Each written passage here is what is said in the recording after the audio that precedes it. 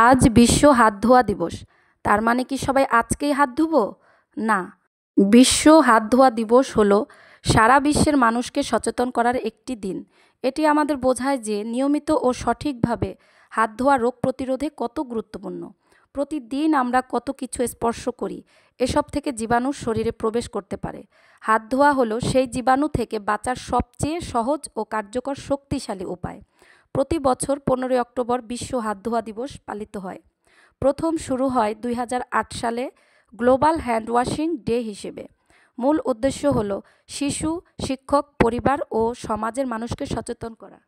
হাত ধোয়ার মাধ্যমে আমাদের রোগ প্রতিরোধ ক্ষমতা বাড়ায়, সর্দি, কাশি, ডায়রিয়া এবং অন্যান্য সংক্রমণ থেকে রক্ষা করে।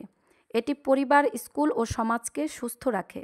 শুধু আজকের দিনেই হাত ধোয়া নয়, সুস্থ থাকতে প্রতিদিনের জন্য এই অভ্যাসটি গড়ে তুলি।